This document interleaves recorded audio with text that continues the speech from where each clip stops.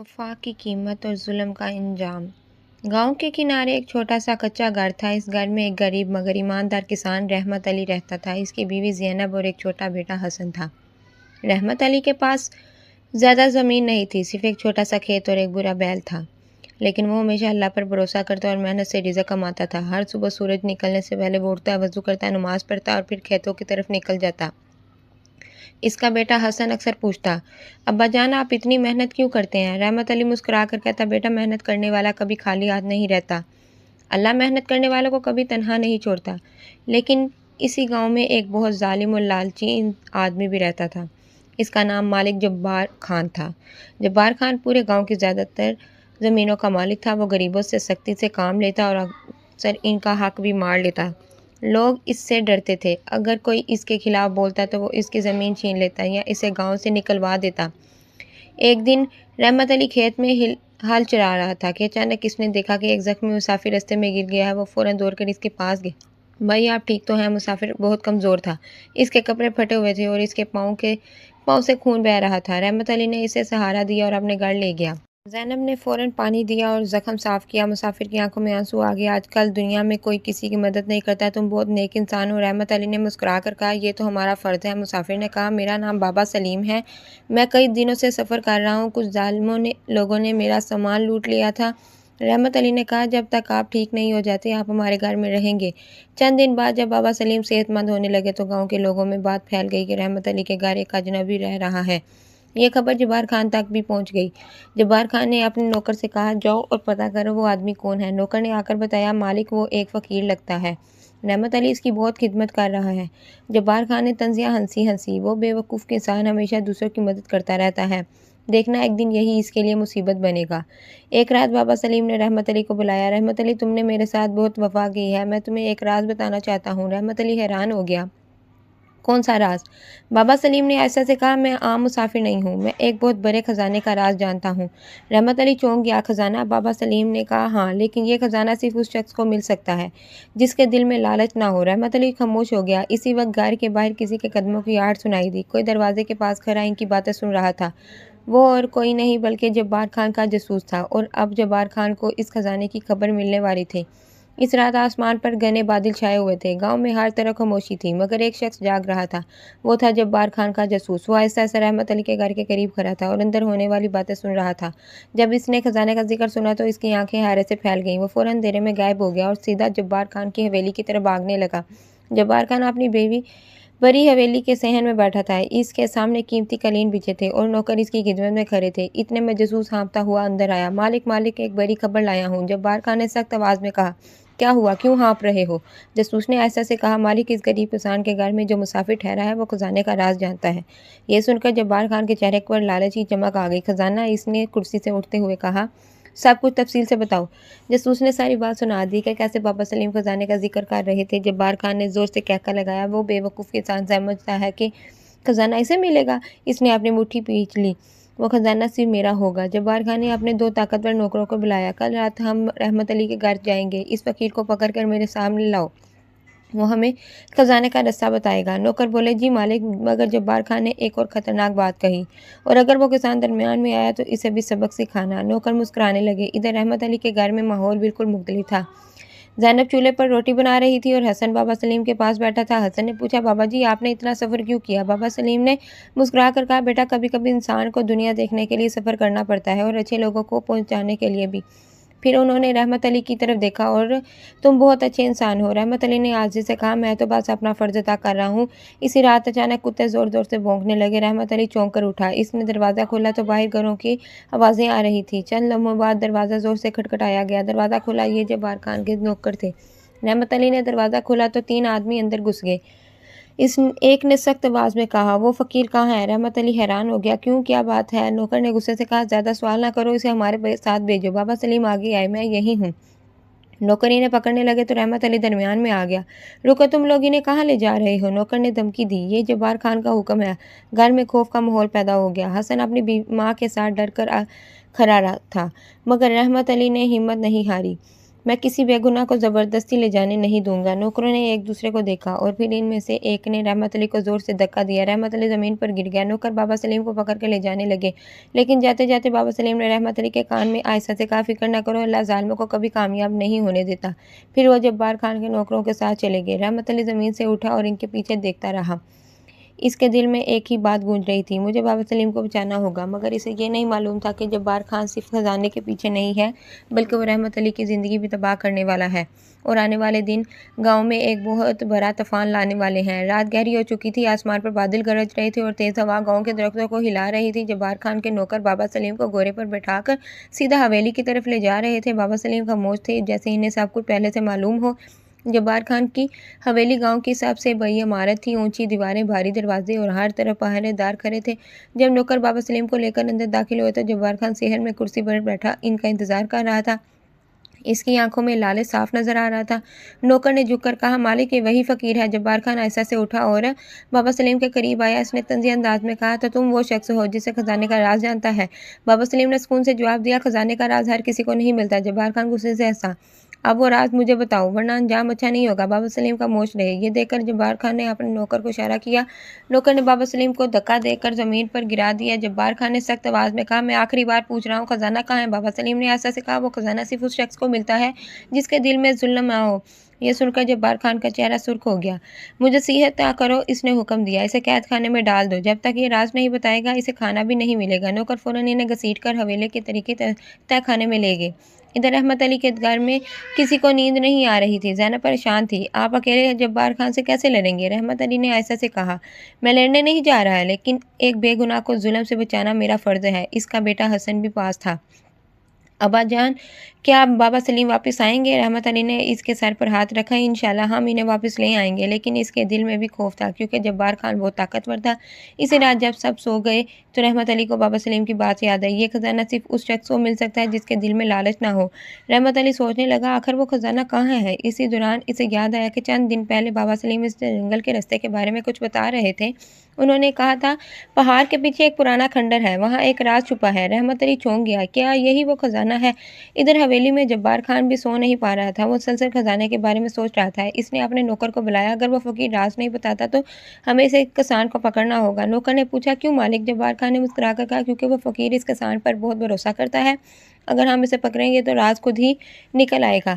اگلی صبح جب سورج نکلا تو گاؤں میں ایک عجیب خبر پھیل گئی، جبار خان کے آدمی رحمت علی کو پکڑنے کے لیے آ رہے تھے۔ لوگ خوفزدہ تھے، کچھ لوگ کہہ رہے تھے رحمت علی کو جبار خان سے دشمنی نہیں لینی چاہیے تھی، لیکن کچھ لوگ ایسا سے کہہ رہے تھے رحمت علی ایک نیک انسان ہے، اللہ اس کی مدد کرے گا۔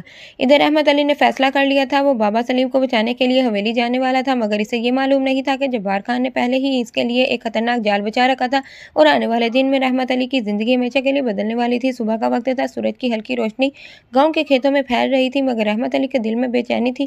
وہ پوری رات نہیں سویا تھا، اس کے ذہن میں صرف ایک ہی بات تھی، بابا سلیم کو جبار خان کی ظلم سے بچانا ہے۔ زینب نے فکر مند لہجے میں کہا، رحمت، جبار خان بہت ظالم ہے، اگر تم اس کی حویلی گئے تو وہ تمہیں بھی قید کر سکتا ہے۔ رحمت علی نے ایسا سے جواب دیا، اگر میں ڈر کر بیٹھ جاؤں تو ایک بے گناہ انسان ظلم کا شکار ہو جائے گا۔ اس کے بیٹے حسن نے اس کا ہاتھ پکڑ لیا، ابا جان، آپ واپس ضرور آئیں گے نا؟ رحمت علی نے مسکرا کر اس کے سر پر ہاتھ رکھا، انشاءاللہ، اللہ پر بھروسہ رکھو۔ رحمت علی سیدھا جبار خان کی حویلی کی طرف چل پڑا۔ حویلی کے باہر بڑے بڑے دروازے اور سخت پہرے دار کھڑے تھے۔ ایک پہرے دار نے سختی سے پوچھا، کہاں جا رہے ہو؟ رحمت علی نے ہمت سے کہا، مجھے جبار خان سے ملنا ہے۔ پہرے دار ہنسا، تم جیسے غریب کسان کو مالک سے کیا کام؟ رحمت علی نے جواب دیا، مجھے اس فقیر کے بارے میں بات کرنی ہے جسے تم لوگ یہاں لائے ہو۔ یہ سن کر پہرے دار نے دوسرے نوکر کو خبر دی۔ چند لمحوں بعد رحمت علی کو حویلی کے صحن میں لے جایا گیا۔ جبار خان اپنی تخت نما کرسی پر بیٹھا تھا، اس کے چہرے پر غرور اور طاقت کا احساس صاف نظر آ رہا تھا۔ جبار خان نے طنزی انداز میں کہا، اوہ، تو تم وہی خزان ہو جس نے اس فقیر کو پناہ دی تھی؟ رحمت علی نے سکون سے جواب دیا، اور ایک بے گناہ مسافر ہے، اسے آزاد کر دو۔ جبار خان زور سے ہنسا، آزاد کر دوں؟ پھر اس نے آہستہ آنکھیں تیز کر کے کہا، اگر تم مجھے خزانے کا راز بتا دو تو میں اسے چھوڑ سکتا ہوں۔ رحمت علی حیران ہو گیا، مجھے کسی خزانے کے بارے میں کچھ نہیں معلوم۔ جبار خان نے میز پر زور سے ہاتھ مارا، جھوٹ! پھر اس نے اشارہ کیا اور دو نوکر بابا سلیم کو قید خانے سے گھسیٹ کر لے آئے۔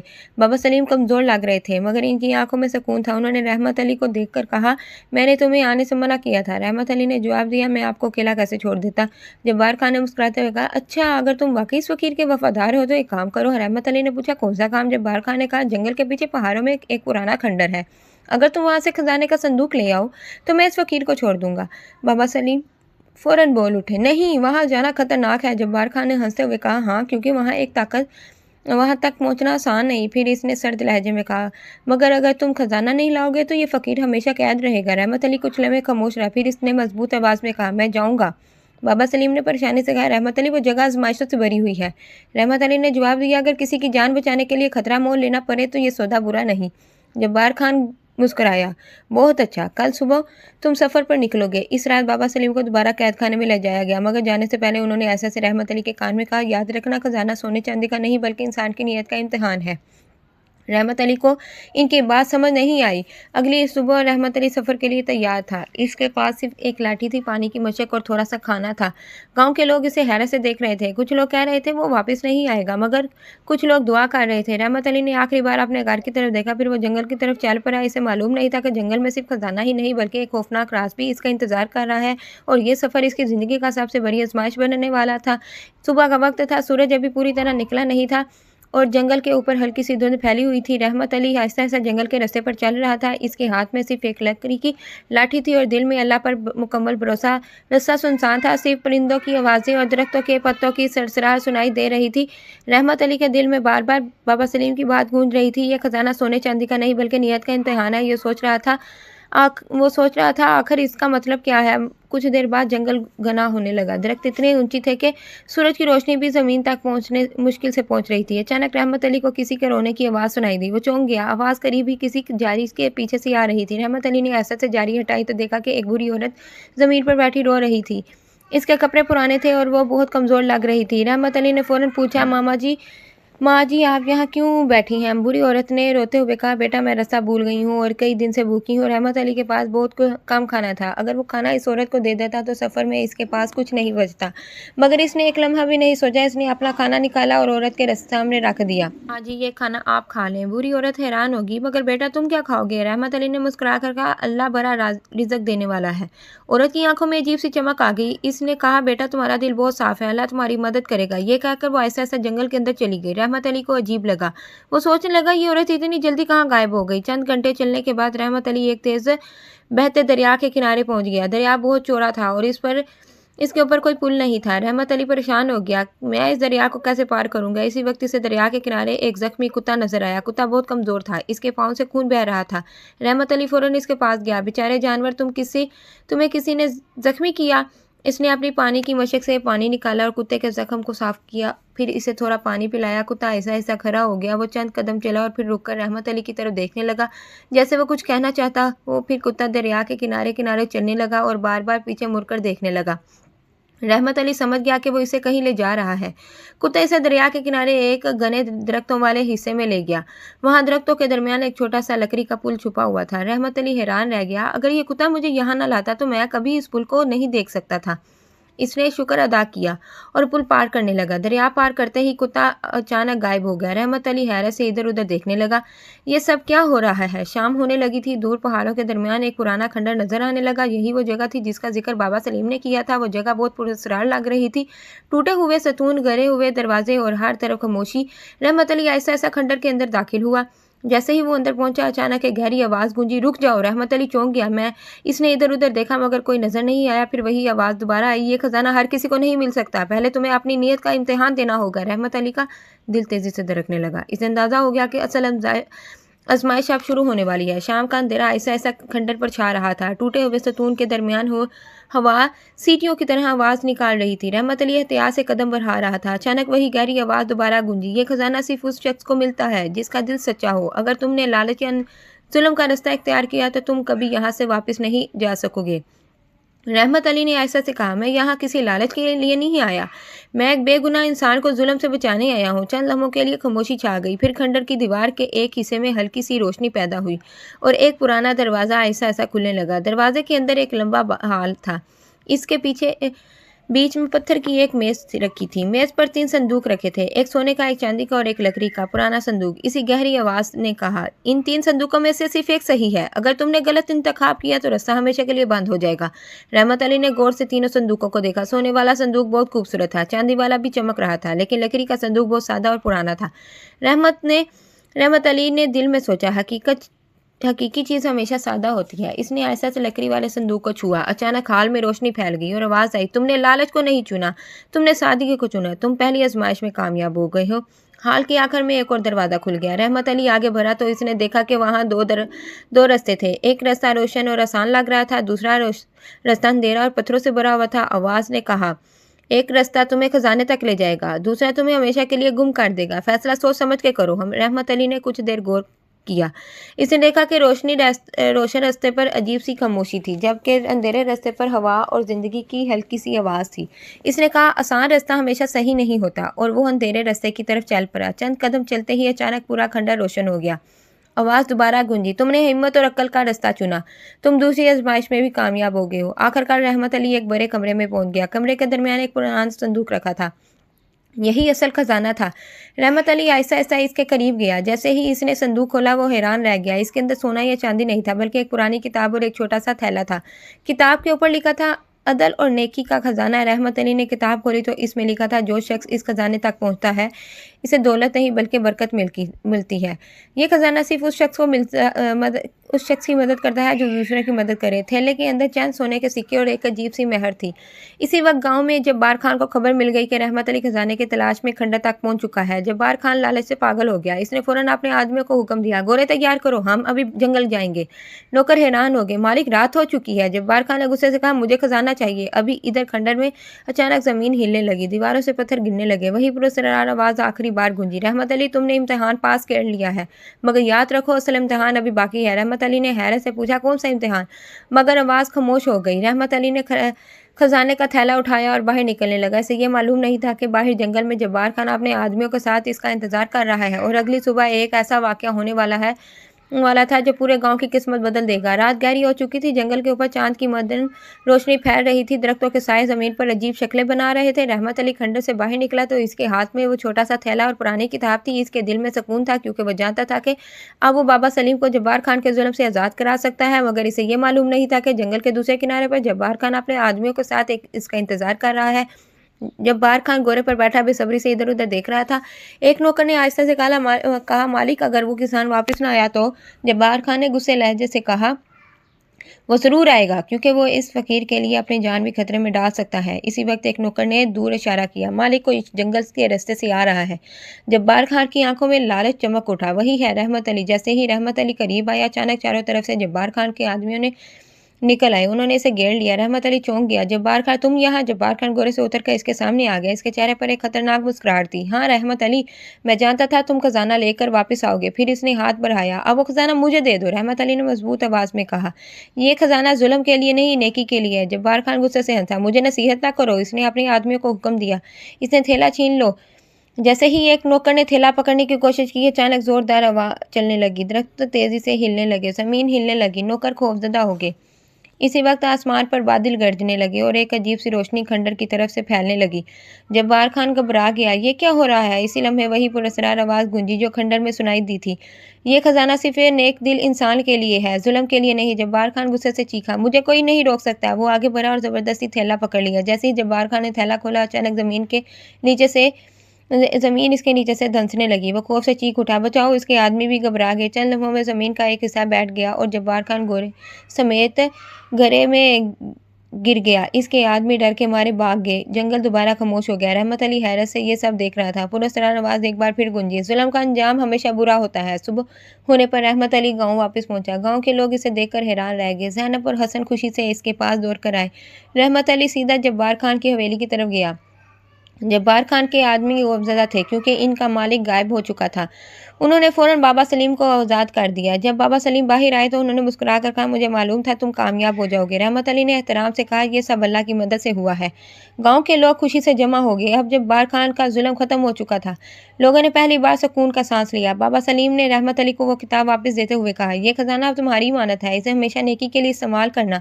रहमत अली ने कहा, मैं वादा करता हूँ कि मैं इसे किसी गरीब या मजलूम की मदद करूँगा। मगर बाबा सलीम की आंखों में एक अजीब सी चमक थी, जैसे वो अभी भी कोई राज छुपा रहे हों। गांव में कई दिनों बाद खुशी का माहौल था। जब्बार खान के जुल्म के खत्म होने के बाद लोग सुकून का सांस ले रहे थे। जो किसान पहले खौफ में जिंदगी गुजार रहे थे, अब खुलकर बात करने लगे थे। रहमत अली अपने घर के बाहर बैठा कर आसमान की तरफ देख रहा था। इसके सामने वही किताब और सोने के चंद सिक्के रखे थे जो इसे खंडर से मिले थे। इसके दिल में एक सवाल बार बार आ रहा था, आखिर इस खजाने का असल मकसद क्या है। इसी वक्त बाबा सलीम आहिस्ता आहिस्ता इसके पास आए। इनके चेहरे पर पहले से ज़्यादा सुकून था। उन्होंने कहा, रहमत अली, क्या तुम जानते हो कि तुमने सिर्फ खजाना नहीं पाया बल्कि एक बहुत बड़ी जिम्मेदारी भी हासिल की है। रहमत अली ने हैरानी से पूछा, कैसी जिम्मेदारी। बाबा सलीम ने वो पुरानी किताब खोली। इसके पहले सफ़र पर लिखा था, ये खजाना उन लोगों के लिए है जो दूसरों की भलाई के लिए अपनी खुशी कुर्बान कर देते हैं। बाबा सलीम ने कहा, सदियों पहले एक नेक दरवेश ने यह खजाना यहाँ छुपाया था।